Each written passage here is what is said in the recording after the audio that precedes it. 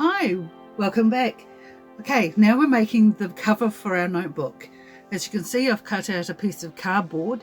I've measured the size of the pages now that they've been folded, and I've added the measurements up so it's enough for the front and the back and the thickness of the spine.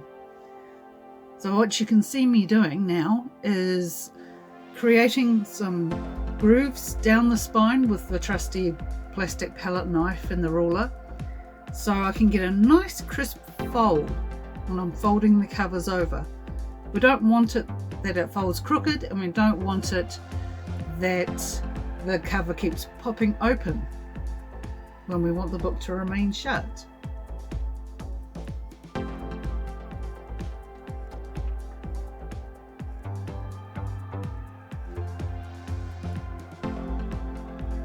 So as you can see, I used ordinary corrugated cardboard, the kind that you get in a carton or a box. We happen to have plenty of that on hand, so that's what I decided to use.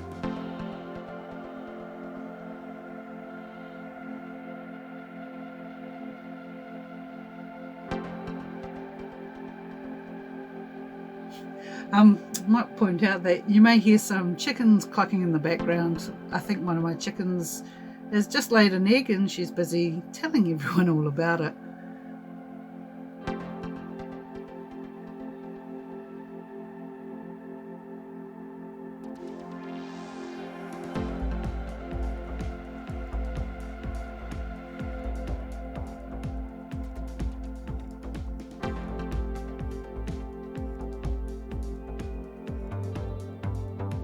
Here you can see we've got the basic cover shape, and we'll try out the pages to see the right size.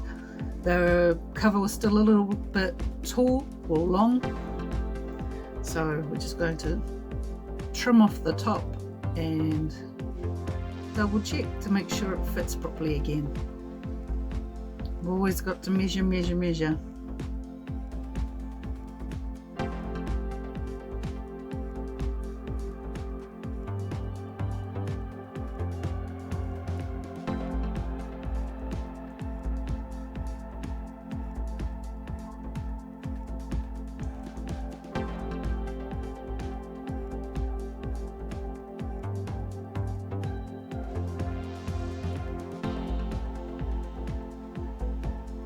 There you go, perfect fit. It's exactly what I wanted. Okay, so having another look at the signatures with the pages and the bookmark. They've been sitting under the press or staying nice and flat, ready to go.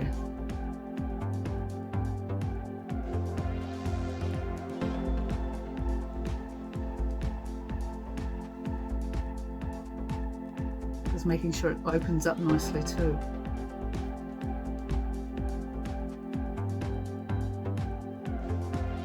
Okay. Now here you can see that around the edges of the cover I decided to put some clear packing tape on. I don't know if that was the right move to make or not, but in my head I thought that would help strengthen the edges up. And now I've made some paste out of 50% PVA glue and 50% water, so it's half and half. And what I'm doing is using pieces of kitchen towel to do a paper mache effect over the cover of the book. I wanted to decorate it, but I wanted it to have texture. So I'd seen somewhere else, and I can't remember for the life of me where I saw it, but I saw somewhere else somebody using this technique to create texture on a surface. So I thought I'd give it a go.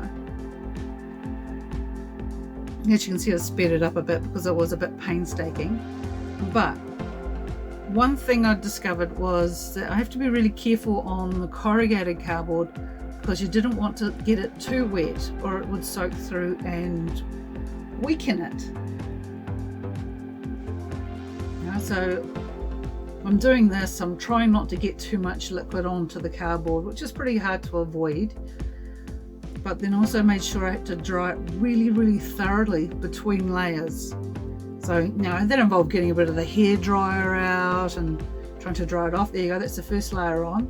I actually ended up doing 2 layers. Once that first layer dried, I put a second layer on, and that's what it looked like over the edges. I tried to keep it fairly tidy.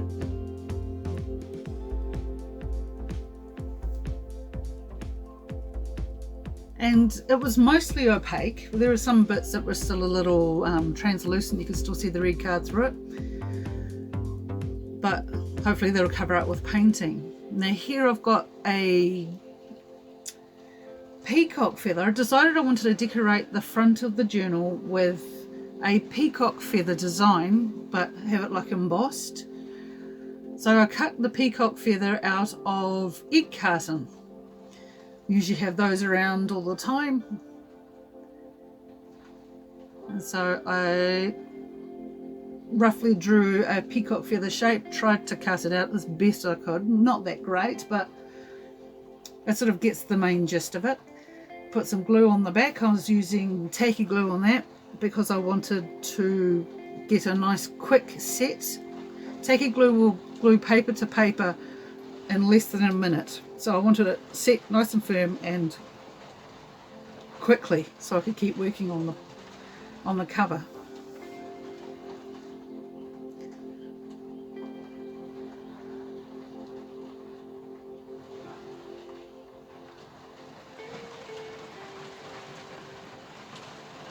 Oh my goodness, so not only do we have special sound effects from the chicken in the background, but the rain has all of a sudden started coming down, so you may hear rain in the background, and I'm really sorry if it makes you need to pee.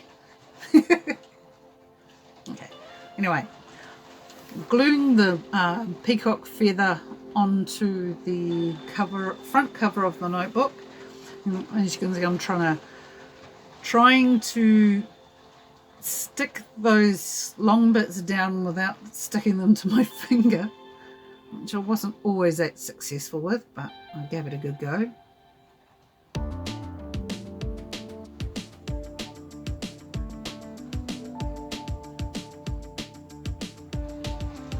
So trying to press them down. Now, sped this part up because it's another one that takes a long time. I was doing paper mache over the top again. This time, instead of using kitchen paper, I'm using tissue paper. I think I only did the 1 layer over most of it. But I made sure with this tissue paper to get those edges down really well, so it looks quite seamless once they're all glued down.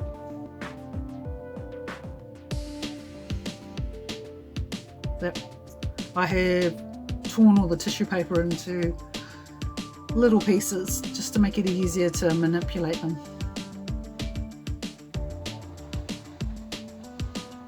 And I found it actually easier. By this point, I found it easier to place the pieces all around the edges of the cover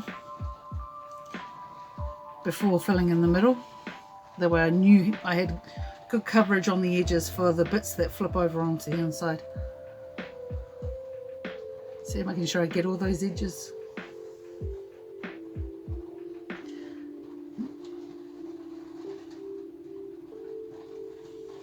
Sticking them down. That bit was a little bit short, so I added some extra strips along there just to make sure it really is sealed down properly.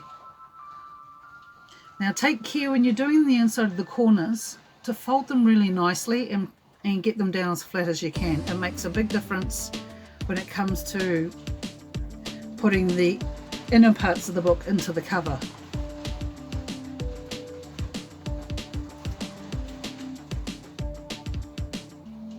Then by this point the feather was definitely well and truly stuck down, so it was pretty safe to work around it.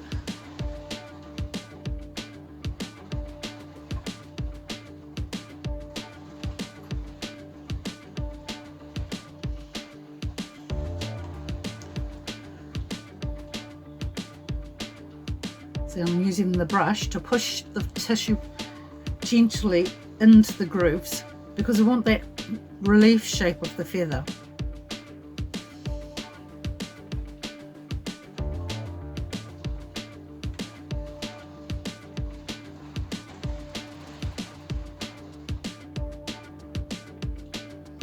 problem with the tissue paper is quite delicate. So you have to be quite careful you don't tear through it.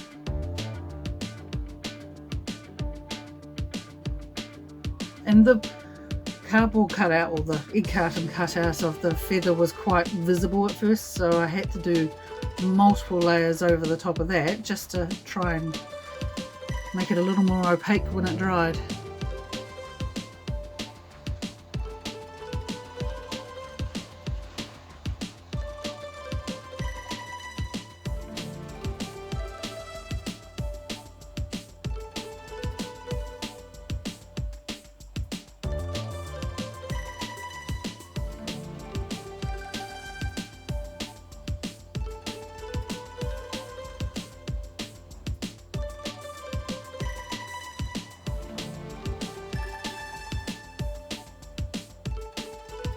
At this point I was kind of losing track of where I was working, where I'd been and where I needed to go and do a little bit more, because it was all blending in so well.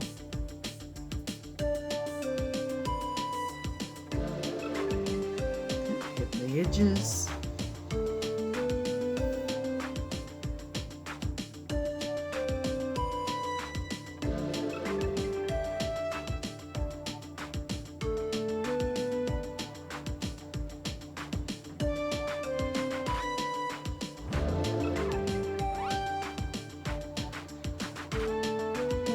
And part of it had stuck to the desk when I was working on the inside, so I had to replace it. And there it goes. And that's after it had dried. Now I must admit, because of the cardboard, it did warp a little when it was in the drying process. So once it had dried, I put it into the book press and left it overnight to flatten it out again. Here I'm trimming the pages up because the edge was really quite uneven. That was quite painstaking, that just having to sit there and cut over and over again until you get through the lot. I think a guillotine would have made life so much easier.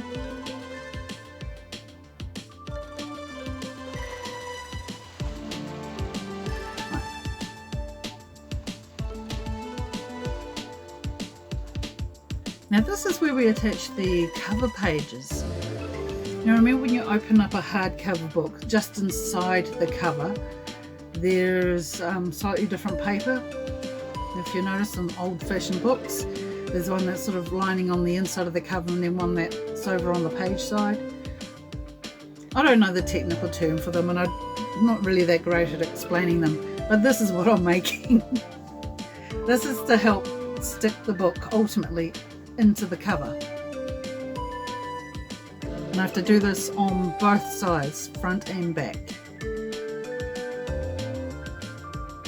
So you're just doing a slim little line of glue down the bound edge to hold this page in place. I'm just pressing it down nice and flat, making sure it's all beautifully lined up. It didn't matter that a little bit of glue is seeped out, because we were going to be covering that up anyway.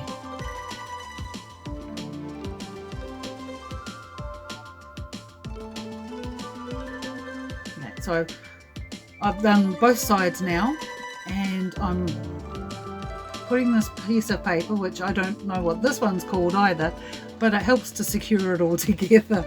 And this wraps right around the hinge from one side to the other.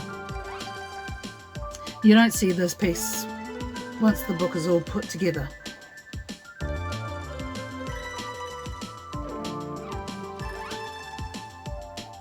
There we go, using the Tacky glue again because I want that quick seal.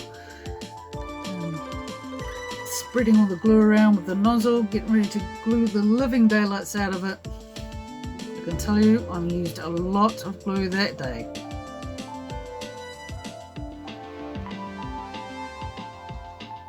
Try and line it up, get it straight. I've got a crease on the little piece of paper so I know there's a straight line to follow and where to place it. Right, push down.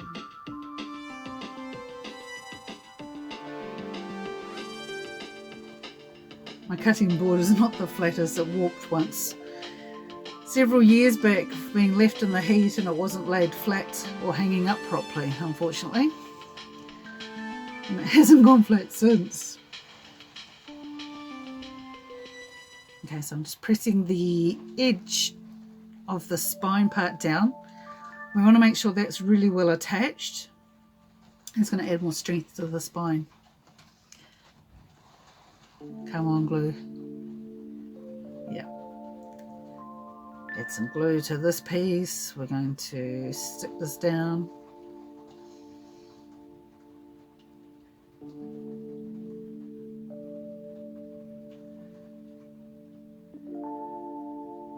There we go. I mean, that looks pretty straightforward, doesn't it?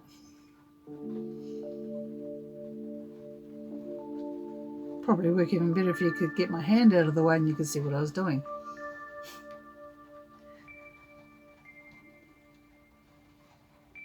I'm just wiping off the excess glue here. I didn't want it to stick to the work surface while I was working on the other side. And of course I was busy gluing up all my fingers.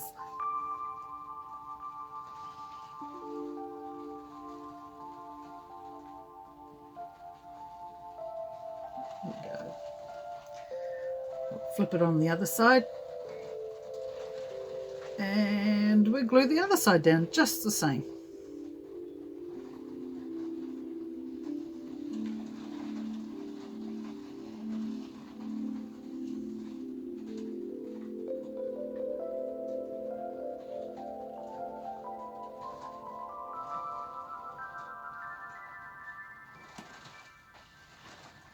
There is no way that sucker is coming unglued anytime soon, I can tell you that for sure.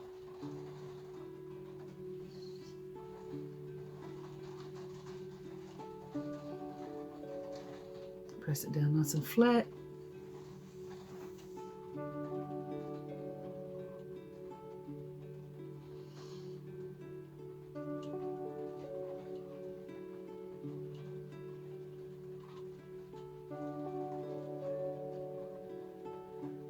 There we go, and that's what the inside of the covers look like.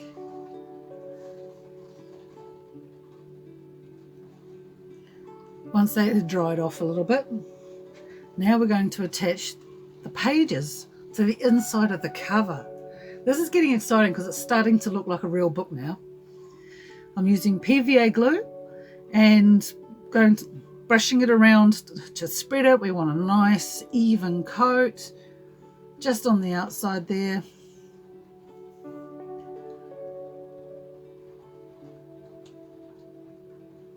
I think I possibly used maybe a little bit too much, but I did not want it to come unstuck anytime soon.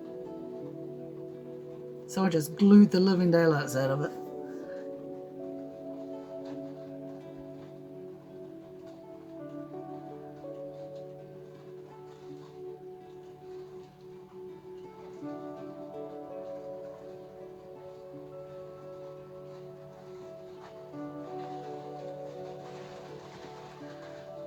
Now it's really important. I was so nervous here. I was so scared I was going to put it in the wrong place, or something was going to end up all wrinkled, or it was going to turn out badly somehow. But I got it in the right place. Press it down. And notice at this point we're not putting any glue on the spine anymore. It's just on the pages.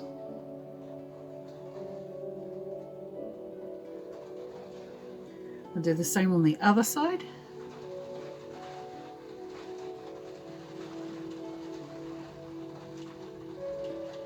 Spread that glue. Spread it like a filthy rumour.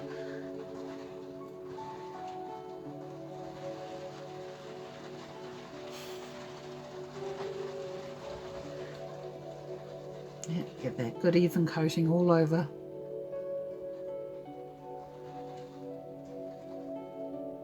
You have to work kind of quickly at this point because you just don't want the glue to start drying on you.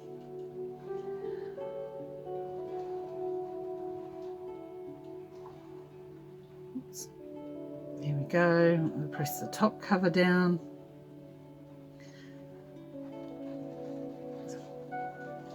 See what that first side is looking like. Now, do you understand what I was trying to describe? How there's a page stuck on the inside of the cover and then there's another page on the book side. There we go. We'll just have to leave that with a bit of a weight on it just to keep it pressed nice and flat while it's drying.